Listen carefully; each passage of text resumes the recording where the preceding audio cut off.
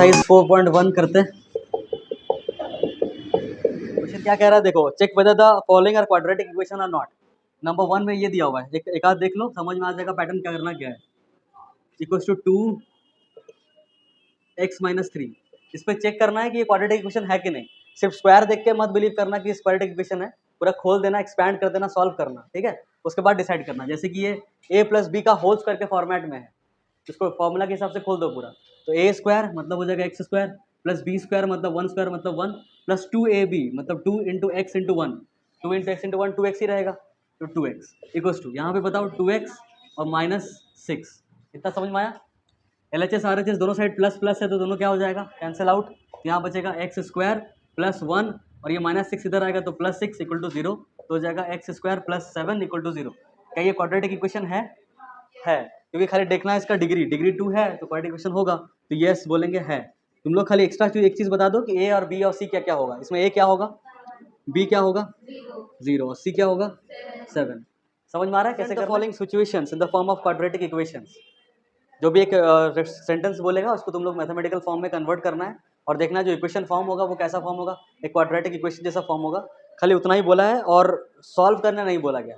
हम लोग सॉल्व भी कर लेंगे, सब कुछ करेंगे हम। नंबर 2 का 1, the area of rectangular plot is 528 metre square. एक रेक्टेंगुलर प्लॉट है जिसका एरिया दे रखा है 528 मीटर स्क्वायर, ठीक, इतना ठीक है। The length of the plot in metres is 1 more than twice its breadth. तो हम लोग ब्रेथ को मान लेते हैं कि जो लेंथ, क्या बोल रहा है, जो लेंथ है प्लॉट का, the length of the plot is 1 मोर, मतलब ये एक ज़्यादा है। किससे एक ज़्यादा है? मोर देन ट्वाइस इट्स ब्रेथ, मतलब ब्रेथ के ट्वाइस से, ठीक है, ओके। तो ब्रेथ को हम लोग कुछ मान लो, let the breadth B, let the B, अच्छा बी लेके ही करें, कोई दिक्कत नहीं है। नहीं एक्स वाला में फीलिंग आएगा। बी को क्या मान लेते हैं, एक्स मान लेते हैं, तो लेंथ कितना हो जाएगा 2x प्लस 1। ये बात समझ में आ गया। अब एरिया ऑफ रेक्टेंगल दिया हुआ है हमको, कितना दिया हुआ है 528। एरिया ऑफ रेक्टेंगल का फॉर्मूला क्या होता है, L into B, length into breadth, equals to हो जाएगा 528। लेंथ कितना दे रखा है 2x प्लस 1 और इंटू ब्रेथ कितना दे रखा है x, तो इंटू एक्स इक्वल्स टू 528। अब x को मल्टीप्लाई करो, x into 2x, 2x square, x into 1 x equal to हो जाएगा 528। इधर लेके आओगे तो हो जाएगा -528 इक्वल टू क्या 0। इसको हम लोग रिप्रेजेंट कर दिए, यही आंसर छोड़ना है एग्जाम में अगर सिर्फ रिप्रेजेंट करने के लिए कहा गया है तो। हाँ अभी हम लोग करेंगे, इसमें नहीं करना, इस क्वेश्चन में नहीं करना है, फिर भी करेंगे, वो अलग बात है। हम लोग निकालते हैं, कौन सा मेथड से निकाले। हम लोग कितना मेथड सीखे थे, 3 मेथड बोले थे, सीखे थे 2 ही, कंप्लीटिंग द स्क्वायर मेथड नहीं सीखे थे। 528 को 2 से मल्टीप्लाई करेंगे, 2 8 16, अच्छा ओके 16 2 to the 4 और 5 सही है, बस 10, हाँ सही है, बहुत बढ़िया। चलो करते हैं 33 32, ओके 2 5 10, 2 to the 4, 2 8 16, फिर 2 से करो, 2 to the 4, 2 6 12, 2 4 8, 2 1 2, 2 3 6, 2 to the 4, 2 6 12, 2 1 2 है, 2 6 12, 2 3 6, 2 3 6। अभी यहाँ से कर लेते, कितना आ रहा है 2 इंटू 2 4, 4 2 8, 8 2 16, 32 आ रहा है, इधर 33 आ रहा है। 33 माइनस 32 कितना आ जा रहा है 1 है, 1 आ रहा है, बोलो 1x। तो हम लोग वैसे ही कर देंगे 2x square plus 33x minus 32x और माइनस 528 इक्वल टू 0। इस दोनों में क्या कॉमन है, तो सिर्फ x कॉमन है, क्योंकि 2 और 33 में कुछ भी कॉमन नहीं है। तो यहाँ बचेगा तुम्हारा 2 और एक बचेगा x और एक बचेगा क्या यहाँ पे 33। ये समझ में आ रहा है, दूर भी समझ में आ रहा है, ओके। इस दोनों में कॉमन क्या है, तो देखो दिमाग मत लगाना, हम क्या बताए थे क्या करना, जो इधर ब्रैकेट में आया है वही ब्रैकेट में इधर भी होगा, 2x प्लस 33 ही होगा। तो यहाँ पे अगर 32 है और 2 बचा है और x भी बच गया, मतलब यहाँ पक्का क्या होना चाहिए 16 होना चाहिए। और यहाँ पे देखो माइनस माइनस है तो माइनस इसका मतलब बाहर आ गया होगा, तभी अंदर प्लस आया होगा। ये बात समझ में आया, इक्वल टू 0, ठीक। नहीं समझ, आगे स्टार्ट करें।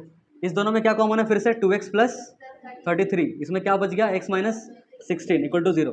तो इसको अगर इक्वल टू 0 करेंगे तो x इक्वल टू कितना आ जाएगा -33/2, और इसको इक्वल टू 0 करेंगे तो x इक्वल टू कितना आ जाएगा +16। क्या ये पॉसिबल है इसका वैल्यू इस क्वेश्चन के लिए, क्या पॉसिबल है? नहीं, क्योंकि x हम लोग क्या मान के रखे हुए हैं, ब्रेथ। तो रेक्टेंगल का ब्रेथ जो लेंथ है उसका, वो कभी नेगेटिव में हो सकता है क्या, डिस्टेंस कभी नेगेटिव में होता है क्या? तो ये बोल देंगे नॉट पॉसिबल।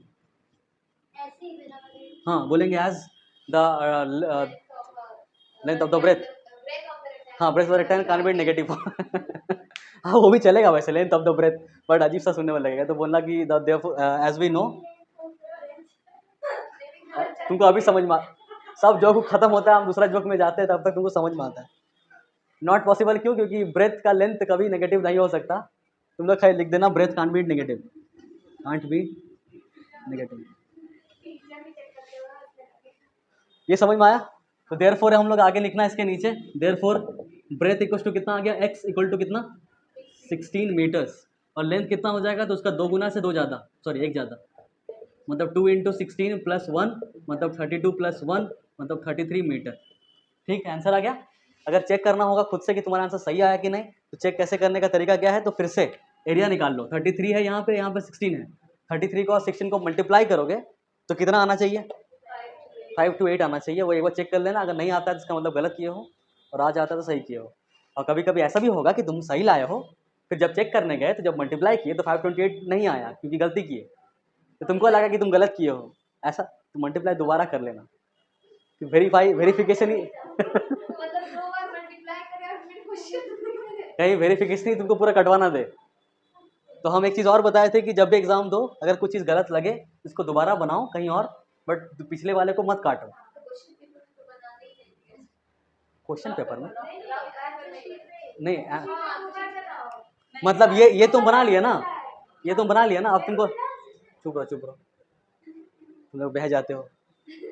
ये मान लो तुम बना लिए, अब तुमको लग रहा है ये गलत है, तुम लोग क्या करते हो ना, दूसरा बनाने से पहले ही इसको मस्त काट देते हो। पहले मत करो, दूसरा बना लो पहले, उसके बाद भी मत काटो।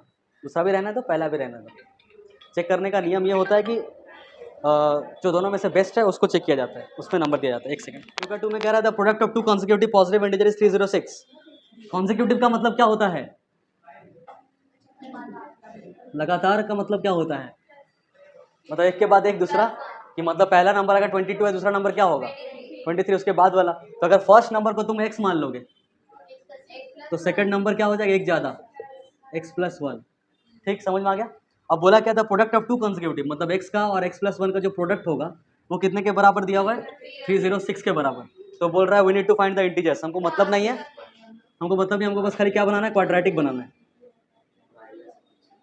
आंसर खत्म हो गया। देखना है तो लिख लो, नहीं लिखना है तो मत लिखो। कैरेक्टर है रोहन मदर है और रोहन है खुद, 2 कैरेक्टर है। तो एक यहाँ लिखा हुआ है फर्स्ट चीज़ क्या, Rohan mother is 26 year older than him. तो रोहन का एज हम लोग मान लेते हैं प्रेजेंट एज कितना है, रोहन का ही कैसे, रोहन फादर नहीं है, सन है। तो रोहन का एज x मान लिए और रोहन मदर का एज कितना मानेंगे। तो हम लोग अगर ये लीनियर इक्वेशन का चैप्टर होता तो क्या मानते, तो कैसे भाई ऐसे जारी से बोल, वाई, हाँ सही बोल रहे हो, वाई मानते ना अगर हाँ वो सही बोली है, वो अजीब सा बोली बस, वाई ऐसा बोली कार्टून। मदर को कितना मान ले यहाँ पे, x प्लस, मतलब वेरिएबल दूसरा यूज नहीं करना है। क्वाड्रेटिक चैप्टर में मान रहे थे और मदर का एज 26 साल ज़्यादा था इसलिए x + 26 मान ले रहे थे, बट अब क्या कर रहे हैं, इसको y मान ले रहे हैं। बट अब बोला है कि जो मदर और इसका जो रोहन है उन लोग के बीच का एज का जो रिलेशन है वो बताया गया है। तो हम मदर को y लिख दिए और रोहन का x लिख दिए थे, अभी इक्वल टू नहीं था, और बोला था कि मदर का एज 26 ईयर्स ज़्यादा है, ये ऑलरेडी ज़्यादा है, दोनों इक्वल तो नहीं हो सकता। तो इक्वल करने के लिए इसमें 26 और जोड़ देंगे तो इक्वल हो जाएगा, और अगर इक्वल हो जाएगा तो y का मतलब ही है x + 26। समझ आया क्या? तो ऐसे करके आगे आप y यूज ही नहीं करेंगे, जहाँ जहाँ y दिखेगा वहाँ y x + 26 यूज करेंगे तो अपने आप क्वाड्रेटिक बन जाएगा। ठीक है, ठीक है। लीनियर इक्वेशन में कहीं कभार देखना कि एक आध क्वेश्चन में ऐसा हो जा रहा था कि जब पुट कर रहे थे सब्स्टिट्यूशन मेथड से तो क्वाड्रेटिक बन जा रहा था, इसका मतलब वो क्वाड्रेटिक का ही क्वेश्चन है, लीनियर के रास्ते से गए हैं बट बाद में पता चला क्वाड्रेटिक का क्वेश्चन है। ठीक है, तो ये क्वाड्रेटिक का ही क्वेश्चन है क्योंकि इसमें प्रोडक्ट घुस जाएगा, क्योंकि आगे ये बोलेगा कुछ। देखो क्या बोल रहा है, the product of their edges बोल रहा है ना। तुम लोग क्या करोगे, मान लो नेक्स्ट अगेन में क्या करोगे, the product of their edges मतलब ये x है और इंटू क्या करोगे, मान लो y करोगे, कोई दिक्कत नहीं है। हम लोग अभी 2 वेरिएबल जैसा ही कर रहे हैं बट घूम फिर के वो क्वाड्रेटिक ही बनने वाला है। The product of their edges 3 years from now, okay sorry 3 years from now मतलब रोहन का एज क्या हो जाएगा x + 3 और इसका हो जाएगा y + 3। हाँ वो कर लेते हैं हम लोग, पहले ये समझ में आ रहा है कि हम लोग लीनियर इक्वेशन के हिसाब से कर रहे हैं ताकि कंफ्यूजन क्रिएट ना हो। फ्रॉम नाउ विल बी 360 मतलब 3 साल बाद इसका एज और इसका एज जो भी होगा वो दोनों का अगर प्रोडक्ट कर दिया जाए तो कितना आने वाला है। तो अभी अगर एज x है 3 साल बाद कितना होगा, x + 3 इसका एज अभी वाई है, 3 साल बाद कितना होगा वाई प्लस 3, दोनों को मल्टीप्लाई कर दिए तो कितना आ गया 360 डिग्री, 360 डिग्री 360 सॉरी 360 के बाद हमेशा डिग्री निकलता है, 180 के बाद भी डिग्री निकलता है, पता है। चलो हमको एक्स के टर्म में लिखना है पूरा चीज़, एक्स प्लस 3 को एक्स प्लस 3 लिख दिए, वाई किसके बराबर है और प्लस है 3 इक्वल टू कितना हो जाएगा, फिर नेक्स्ट स्टेप एक्स प्लस 3 यहाँ हो जाएगा एक्स प्लस 29 इक्वल टू 360। अब इसको सॉल्व करेंगे अपने आप क्वाड्रेटिक इक्वेशन बनेगा। अगर ये लीनियर इक्वेशन के चैप्टर में भी ये सेम क्वेश्चन होता, इसी तरह से सॉल्व करते, बट घूम फिर के ये बनता ही नहीं लीनियर इक्वेशन, ये क्या बन जाता, क्वाड्रेटिक बन जाता।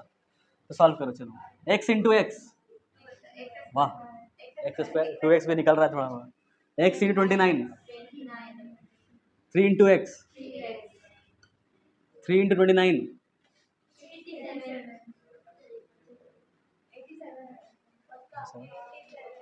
हाँ सही है। उसके बाद इक्वल टू क्या हो जाएगा, तो एक्स स्क्वायर प्लस 29 प्लस 3 कितना हो जाएगा,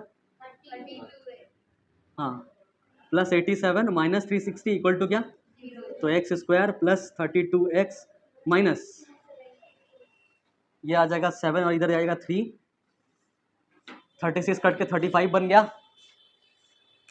बताओ कितना आएगा 273 इक्वल टू 0। ये बन के तैयार हो गया मेरा क्वाड्रेटिक इक्वेशन। अब तुम लोग स्प्लिट द मिडिल टर्म लगाओ या तो क्वाड्रेटिक फॉर्मूला लगाओ, जो लगाना। 2 का 4 किसी का नहीं बना क्या, तुम्हारा बना, दिया बना था तुम्हारा, सिमरन नहीं। अ train travels at a distance of 480 kilometre eight uniform speed. फिर से करते हैं हम लोग ड्राइंग, एक बनाते हैं ट्रेन, कैटरपिलर बन जा रहा है सॉरी क्या बोलते हैं उसको, इसका यूनिफॉर्म स्पीड है, मतलब स्पीड जो भी है सेम सेम है, चेंज नहीं हो रहा है, पूरे रास्ते में चेंज नहीं हो रहा है, ठीक है। और ये कितना डिस्टेंस तय करेगा, मान लो अभी ए पे है तो बी तक जाएगा और ये डिस्टेंस कितना है 480 kilometres. If the speed had been 8 kilometre per hour less, ये केस 1 है। केस 2 में क्या बोल रहा है कि अगर इसका जो स्पीड है, इसका जो स्पीड है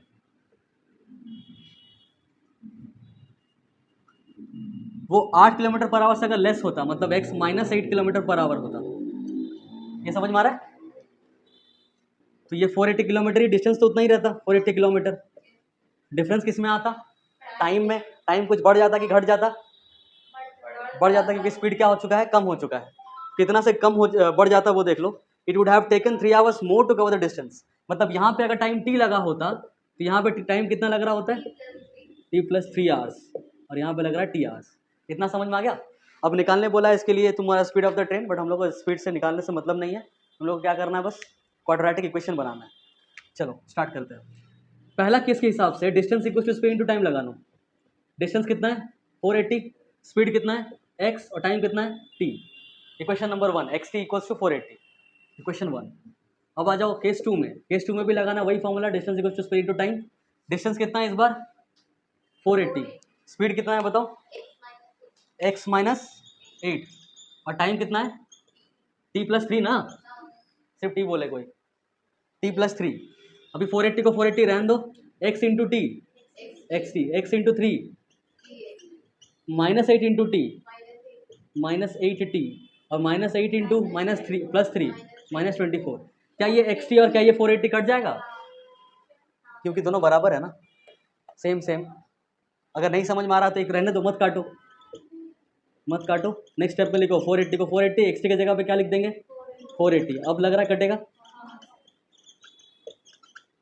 अब कट जाएगा, ठीक है समझ में आ गया। अभी हो जाएगा 3x minus 8t minus 24 equal to कितना। अभी भी क्वाड्रेटिक नहीं बना, एक इक्वेशन बना जिसमें x भी है t भी है। हमको x के टर्म में आंसर लेके आना है, इक्वेशन बनाना है, तो t को हटाना पड़ेगा। तो t किसके बराबर है यहाँ से चेक करो, t इक्वल टू कितना हो जाएगा 480 बाई x। इतना समझ में आया क्या। तो उस हिसाब से कितना आएगा देख लो, 3x को 3x लिख दो, माइनस 8 को 8 लिख दो, t की जगह पे क्या लिख देंगे बाई x और माइनस 24 इक्वल टू 0। तो हो जाएगा कितना देखना 3x माइनस, इसको मल्टीप्लाई करो, 8 0 ज़ा 0, 8 8 ज़ा 64 का 4 कैरी 6, 8 4 ज़ा 32, 32 प्लस 6 38, बाई कितना आएगा x और माइनस 24 इक्वल टू 0। इसके बाद आगे x आ जाएगा यहाँ पे LCM आएगा क्या, और इक्वल टू उधर हो जाएगा 0। यहाँ पे नीचे 1 है, इसके भी नीचे 1 है, x को डिवाइड करेंगे 1 से, कितना आ जाएगा x है। अच्छा एक्स को डिवाइड करेंगे 1 से तो एक्स आएगा, एक्स इंटू 3x कितना हो जाएगा 3x स्क्वायर, माइनस एक्स को डिवाइड करेंगे x से ही तो आएगा 1, 1 इंटू 3840 सेम माइनस 3840 ही उतर जाएगा, माइनस एक्स को डिवाइड करेंगे 1 से तो x आएगा 24x आ जाएगा। अब इस नीचे वाले x को 0 के पास भेजेंगे तो 0 इंटू एक्स हो जाएगा, तो वो 0 इंटू एक्स क्या हो जाएगा 0 उड़ जाएगा, मतलब तुम्हारे पास बचेगा क्या 3x स्क्वायर माइनस 24x, पहले इसको लिख दिया उठा के, माइनस 3840 इक्वल टू 0। ये बन गया मेरा क्वाड्रेटिक इक्वेशन। इसमें एक चीज़ एक स्टेप और घटा सकते हो तुम कि टोटल देखो 3 से कटेगा, ये तो कटेगा ही दिख रहा है साफ साफ, ये देख लो 8 + 4 12, 12 + 3 15, मतलब 3 के टेबल में आ रहा है, मतलब हो जाएगा X square minus 8x minus 3 × 1 = 3, 3 × 2 = 6, 3 × 8 = 24 और 0 = 0। ये हो गया मेरा फाइनल इक्वेशन, जो कि क्वाड्रेटिक इक्वेशन है। समझ आया क्या?